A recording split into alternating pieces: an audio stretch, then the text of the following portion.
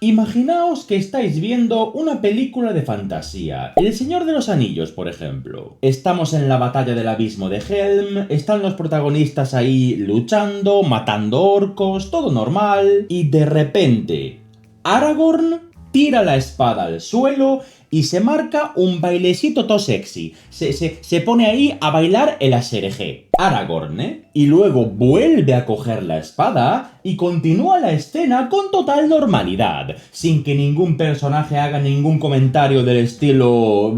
¡Qué raro! Nada. Y vendrá alguno que me diga... No, pero es que es ficción y esa es la visión del guionista, no sé qué.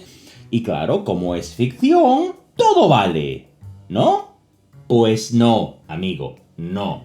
El guionista puede equivocarse. No todo vale. Este vídeo es distinto a lo que suelo subir habitualmente. Hoy no nos vamos a dedicar a destrozar un juego en concreto, ni se trata de un vídeo paródico. Hoy vamos a tratar de analizar este cliché, el concepto de que si es fantasía, todo vale. La fantasía a modo de comodín, que todo lo valida y todo lo justifica. Vamos a ver en qué consiste, analizaremos por qué es nocivo para una historia, lo ejemplificaremos con algunos casos que ya hemos visto aquí en el canal, y trataremos de buscar una solución. Y antes de empezar, un disclaimer muy importante, me gustaría dejar claro que esta no es una opinión profesional. Ni soy escritor profesional, ni soy guionista, ni nada. Con esto ya habré perdido probablemente como la mitad de las views, pero prefiero eso antes que esparcir potencial desinformación. Solo soy un tío random hablando sobre un tema que me saca de quicio, ya está, no tiene más. Si aún así me quieres escuchar, ponte cómodo. Aclarado esto, vamos a ello. Si es fantasía, todo vale. Vamos a ver, este cliché, por llamarlo de alguna manera, es algo tan extendido y universal que yo creo que ni siquiera se considera un cliché. Y no creo que se le dé toda la atención que se merece. Más que un cliché, yo diría que es mala práctica. Si tuviera que definirlo de una forma concreta, lo definiría como el uso del género de la historia, típicamente fantasía, para justificar los fallos de su lógica interna. Y cuando hablo de lógica interna, hablo de reglas. Una historia de fantasía tiene reglas, de una forma u otra. Imaginaos por un momento que el protagonista de la historia se enfrenta a un malhechor random y lo derrota echándole ahí una bola de fuego. Y luego le aparece otro tío random que lo derrota quemándolo con un mechero. Y tiene que escapar. Y se encuentra con un bebé que se transforma en un dragón gigante. Y a ese lo derrota sin problemas chafándolo con un martillo gigante que se saca de un bolsillo. Y luego le sale al paso un mono con una fusta que lo pone a caldo. Y tiene que escapar otra vez. Voy a parar, creo que no hace falta que siga. ¿Dónde está el criterio? ¿Qué lógica sigue todo esto? ¿Cuáles son las reglas? No se sabe. O por ejemplo, imaginaos que tengo un sistema de magia que solo me permite lanzar hechizos cuando voy a la pata coja. Y de repente, a mitad de historia, aparecen 17 personajes que pueden hacerlo sin ir a la pata coja, pero sin darnos explicaciones de cómo ni de por qué. ¿Cuál es el criterio? No se sabe. Teníamos una regla, pero nos la acaban de contradecir.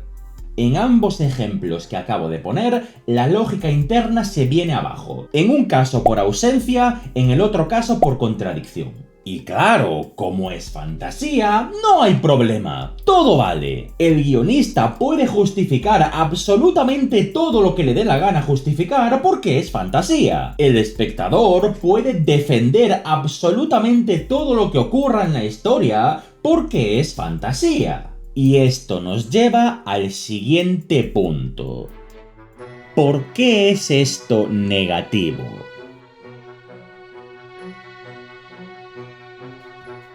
Muy fácil, porque genera confusión. Confusión a través de ideas que se contradicen unas a otras. Confusión a través de la ruptura de la ley causa-efecto, donde ocurren cosas inverosímiles en lugar de las cosas que uno se esperaría que ocurriesen. Confusión a través de la aceptación de lo absurdo. Confusión a través de la ausencia de reglas. Cuando tú tienes unas reglas, el mundo de tu historia puede cobrar sentido y coherencia gracias a dichas reglas. Los personajes pueden tomar decisiones con criterio. El guionista puede introducir eventos y giros narrativos sin tener que inventarse cosas raras, porque ya están inventadas. El espectador puede predecir eventos futuros, puede anticiparse a la historia, puede sentirse satisfecho cuando su predicción resulta ser real, o decepcionado según el caso. Puede verse sorprendido cuando la narrativa toma un giro diferente. Todo esto es posible porque el mundo precisamente tiene una serie de reglas. Imaginaos una encrucijada de caminos. Llegamos a un cruce y hay múltiples caminos a elegir. Podemos ver dichos caminos, podemos pensar en cuál será el más apropiado, podemos elegir el que más nos guste, pero no podemos ver a dónde nos lleva. Eso lo tenemos que descubrir con las pistas que vamos viendo a medida que avanzamos. Hay una serie de expectativas que sostienen la intriga de la narrativa, y todo eso es estimulación inconsciente para el espectador. Es parte de lo que hace que una historia sea entretenida, inmersiva e interesante. Pero si eliminamos las reglas de la historia, estamos colocando un manto de niebla sobre el entorno. No vemos nada, ni siquiera el camino que actualmente estamos recorriendo. Vamos a ciegas. Y ojo, que estas reglas abarcan un amplísimo espectro de conceptos. Pueden ser cosas complejas, como por ejemplo un sistema de poder que quieras incluir en tus escenas de acción. Cuando tienes en juego un sistema bien definido, su funcionamiento es predecible. Y esto nos permite ver con claridad los riesgos implicados en la escena, sabemos qué está en riesgo y qué no lo está, da rienda suelta a la toma estratégica de decisiones y permite a los personajes brillar por sí mismos y utilizar sus propios recursos para sacar adelante la situación. Si el sistema, por otra parte, está mal definido, todo se cubre con un manto de imprevisibilidad. Como espectadores, no tenemos ni idea de cómo va a evolucionar la escena, y no podemos hacer otra cosa que esperar y ver qué se le ocurre al guionista. Los personajes dejan de ser quienes toman las decisiones. Es el guionista el que lo hace. Introducimos un Deus ex machina de forma indirecta. Asimismo, las reglas también pueden afectar a cosas rutinarias del día a día, ¿eh? Sin ir más lejos, los seres humanos necesitamos hacer nuestras necesidades. Y para este propósito existe un invento maravilloso que se llama retrete, que puede tomar múltiples formas según el contexto. Pongo este ejemplo porque es particularmente frecuente en los videojuegos, que te metes en las casas de la gente y no tienen baño. Y lo mejor es que no cuesta corregirlo, solo tienes que poner una textura de una puerta cerrada en una pared, y ya está, hay más casa por ahí, la lógica, la regla no se corrompe. Como sea, los síntomas pueden ser muchos y muy variados, pero el resultado final siempre es el mismo, una experiencia confusa y nebulosa. Si sigues la historia por encima y no te fijas en los detalles, puede que te encuentres con una experiencia entretenida. Sí, no hay problema, pero en cuanto sacas la lupa, lo que te encuentras es una ciénaga de conceptos sin atar unos con otros. Veamos algunos ejemplos concretos, ¿os parece?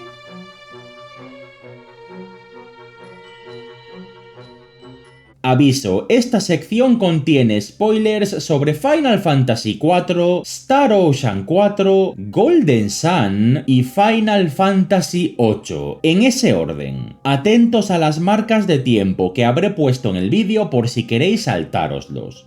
Una de las temáticas más representadas tanto en Final Fantasy IV como en su secuela, The After Years, es la aceptación de uno mismo. El reconocer que es normal que haya un poco de oscuridad incluso en los corazones más puros. Y en los casos en los que esta aceptación falla, esa oscuridad se manifiesta en el mundo físico como una versión maligna del individuo. Un fenómeno que vemos en repetidas ocasiones. Lo vemos con el protagonista, Cecil, lo vemos con Kain y posiblemente lo vemos con Zemus, el antagonista principal, quien se manifiesta en forma de Ceromus. La pregunta es, ¿cómo funciona esta manifestación? Cecil y Zemus son lunarios, humanoides con poderes mágicos, pero esta manifestación no puede ser una habilidad innata de los lunarios, dado que Kain es un humano ordinario. La manifestación de Kain ocurre bajo la influencia del espíritu de un lunario, pero la de Cecil ocurre bajo la influencia de una forma de vida sintética alienígena, que no tiene nada que ver con los lunarios. Las manifestaciones de Cecil y Kain ocurren en mitad de un conflicto emocional de culpabilidad y aceptación, mientras que la de Zemus surge de puro odio, sin ningún atisbo de culpabilidad.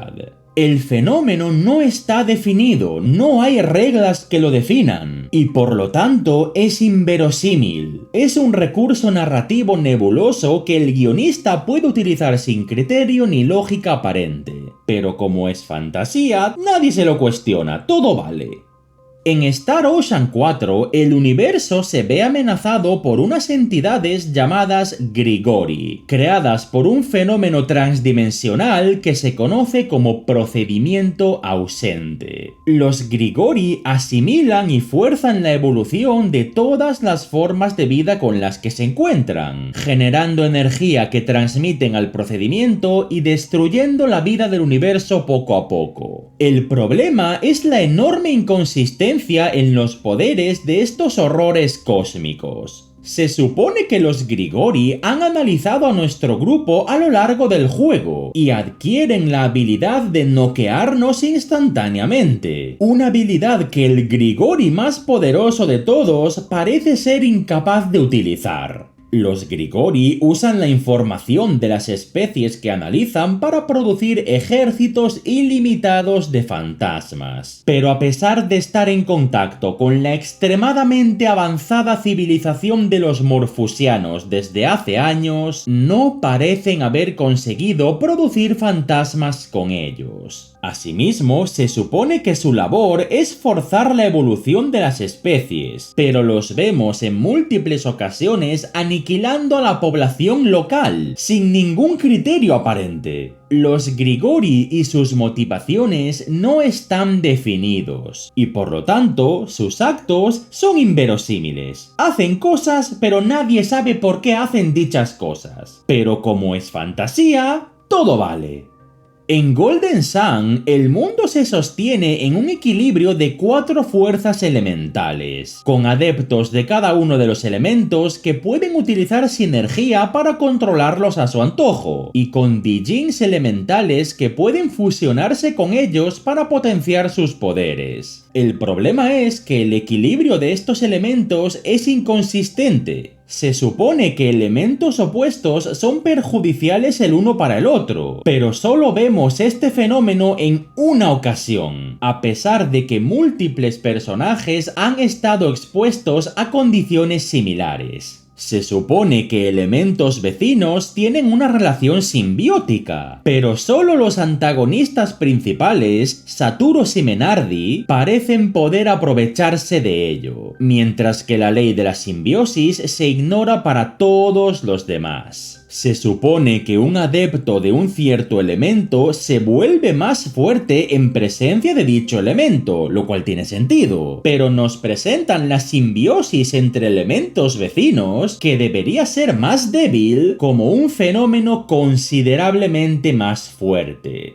Los Dijins de un elemento opuesto deberían ser perjudiciales, pero nuestros personajes pueden equipárselos sin problemas y disfrutar de sus respectivas ventajas y poderes. El sistema de poder no está definido, y por lo tanto sus mecánicas son inverosímiles. Lo que debería ser un equilibrio estable y predecible se vuelve impredecible. Pero como es fantasía, todo vale.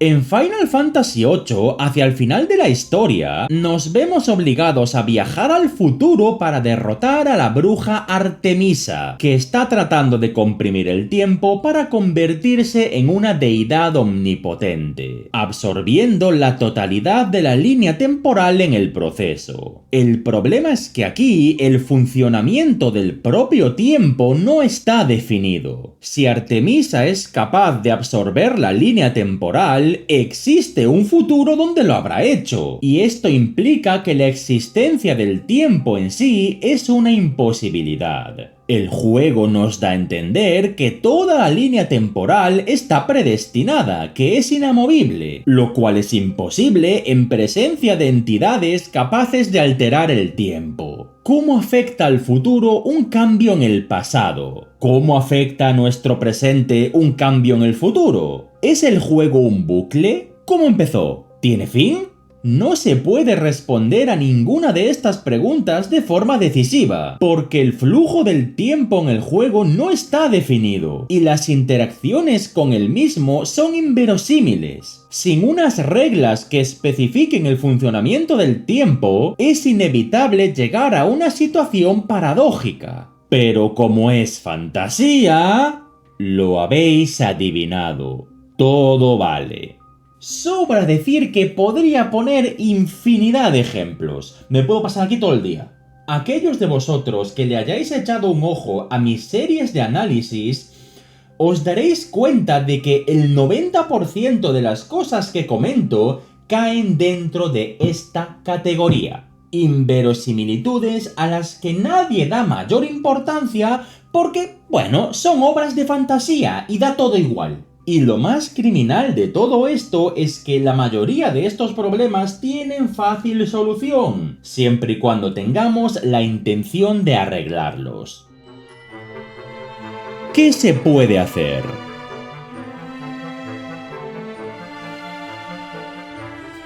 ¿Qué puedes hacer tú que estás escribiendo una historia para evitar caer en estos agujeros? El primer paso, y el que debería ser sentido común, es la definición. Tienes que definir cómo funciona tu mundo. Si tú mismo no sabes cómo funciona, es imposible que puedas escribirlo con criterio. Si en tu mundo existe la magia, tienes que saber cómo funciona, qué mecánicas tiene, qué restricciones la limitan, etc. Si en tu mundo existen especies ficticias, yo qué sé, elfos, orcos, enanos, tienes que saber cómo funcionan. Tienes que saber qué características tienen, cómo se diferencian de las demás especies, cómo es su cultura, etc. Si en tu mundo vas a crear una civilización ficticia, tienes que tener más o menos claro qué tipo de sociedad quieres crear. ¿Cómo vive esa gente? ¿De qué viven? Pretender escribir algo sin tener claros este tipo de conceptos, a mi modo de ver, es pretender escribir a ciegas. Es como decirle a un artista que pinte algo en un lienzo, pero tiene que hacerlo con los ojos vendados y con colores aleatorios, que van cambiando erráticamente, sin aviso previo. No va a salir bien.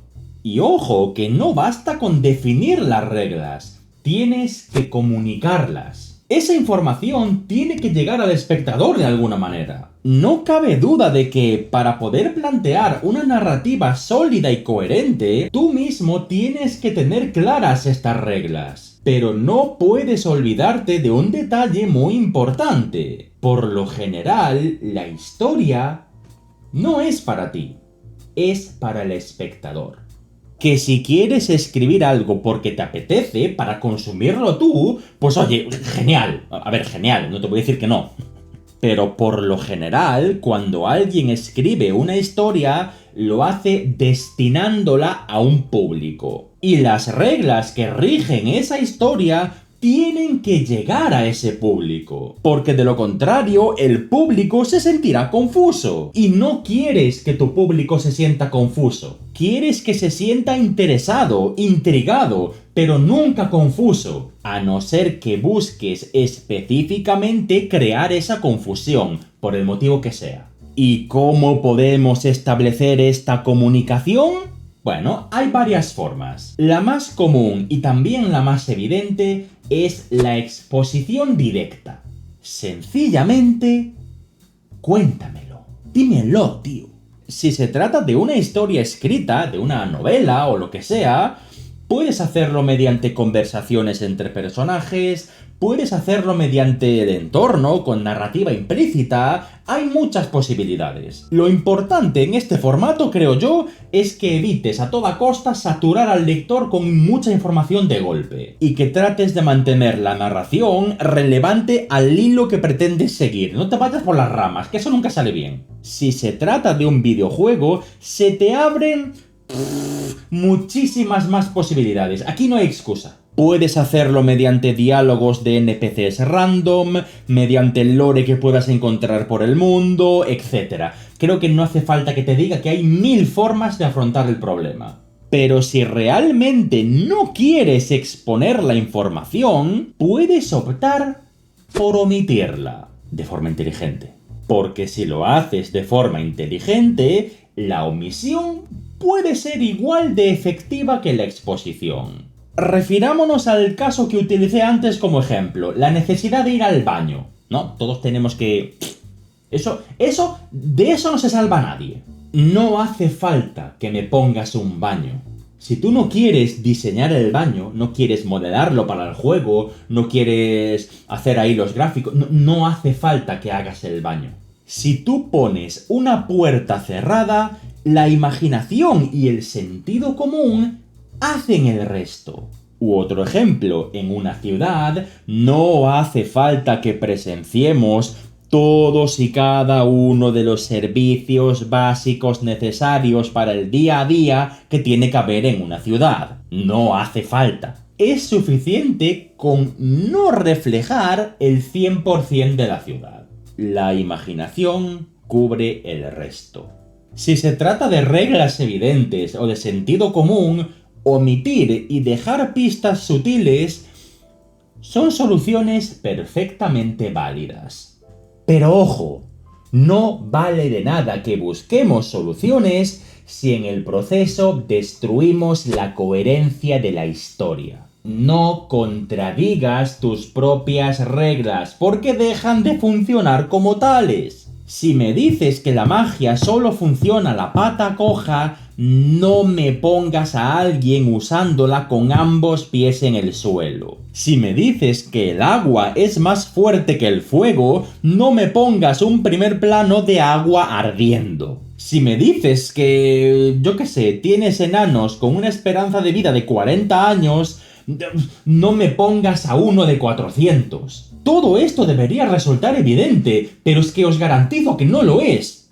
No lo es. Si vas a jugar en contra de las reglas, necesitas una justificación para hacerlo. Una nueva regla. De lo contrario, lo que tienes no son reglas, tío, son contradicciones. ¿Me explico? Mirad, como conclusión para todo este tema, creo que podemos plantear la siguiente pregunta. ¿Son las reglas absolutamente necesarias para tener una buena historia? La respuesta es no. No lo son. Realmente no lo son. Son convenientes, pero no necesarias. No podemos olvidar que al final el objetivo de una novela, o de una serie, o una película, o videojuego, o lo que sea, es generar entretenimiento. Lo que verdaderamente importa es que el espectador pase un buen rato con el producto final. Es que no importa nada más realmente. Eso es la clave. Una novela puede ser extremadamente inverosímil o puede que incluso contradictoria y al mismo tiempo extremadamente entretenida. Bien sea porque tiene personajes muy carismáticos o porque es una novela de comedia donde la coherencia no es tan importante o por el motivo que sea.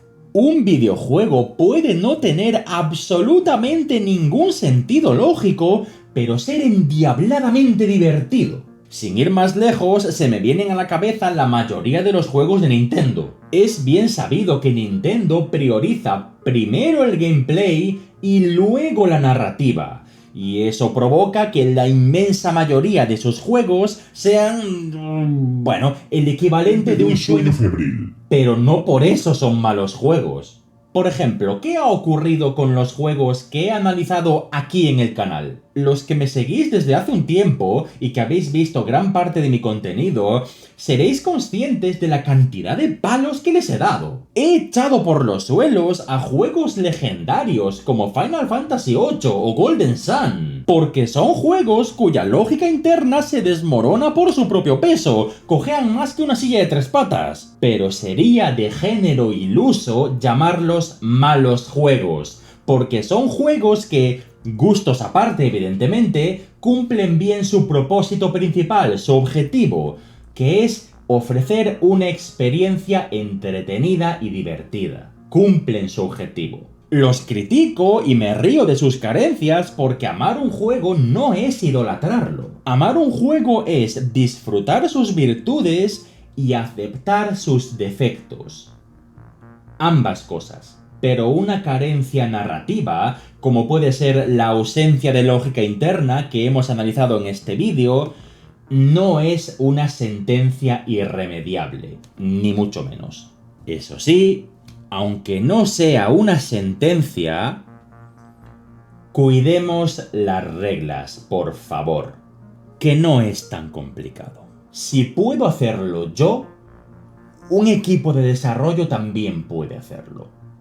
Y eso sería todo. Si te interesaría ver este tipo de problemas y muchos otros de una forma más directa y detallada y desde un punto de vista considerablemente más humorístico, te invito a que le eches un ojo al canal.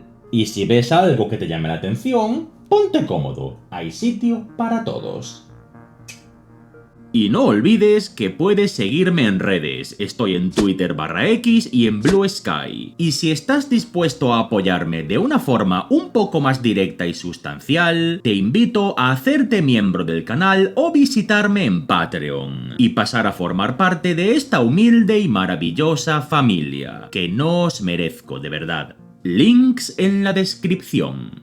Y nada, dale a like, dale a subscribe para estar al loro de mis movidas, que habrá más. Y hasta la próxima. Y gente, sé que muchos estáis esperando el análisis de Final Fantasy VII. Este vídeo habrá sido una decepción para muchos. Se viene, y pronto, solo necesito un poco más de tiempo. Hago lo que puedo. No me da la cabeza para más, tío.